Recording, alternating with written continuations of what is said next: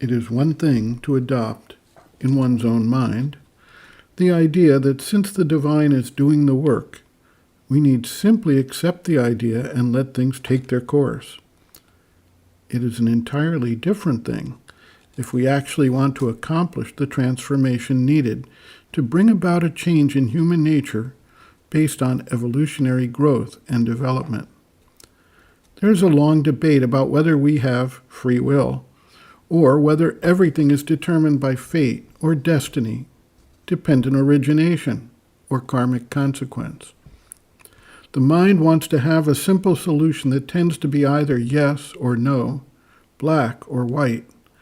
Thus, the idea of having the divine do everything and the individual not having to make any personal effort, or the opposite idea that says that personal effort is the sole solution and there is no need or even a reality to divine grace in action, is an expression of the mind's limitations.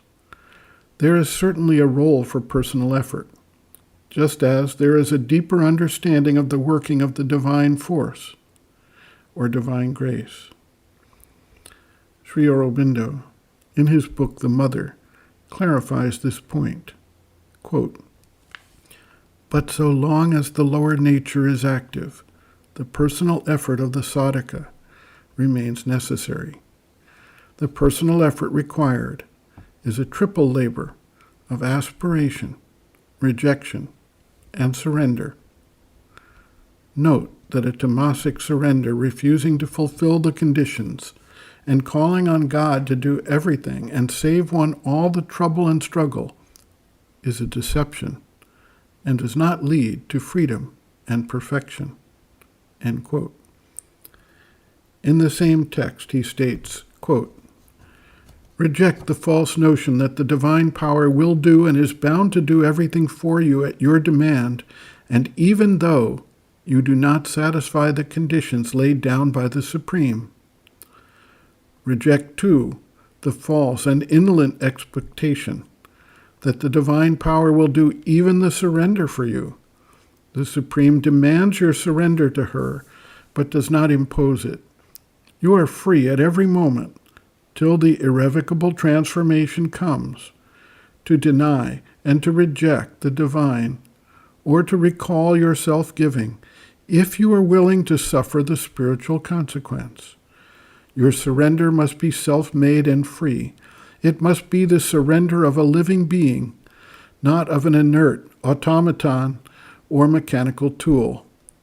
An inert passivity is constantly confused with the real surrender, but out of an inert passivity, nothing true and powerful can come." End quote. Sri Aurobindo further observes, quote, "The idea that the sadhana is done by the divine rather than by oneself, is a truth, but a truth that does not become effective for the consciousness until or in proportion as it is realized. The people who stagnate because of it are those who accept the idea but do not realize. So they have neither the force of tapasya nor that of the divine grace. On the other hand, those who can realize it feel even behind their tapasya and in it the action of the divine force." End quote. Reference, Sri Aurobindo and the Mother, Looking from Within, Chapter 5, Attitudes on the Path, page 125.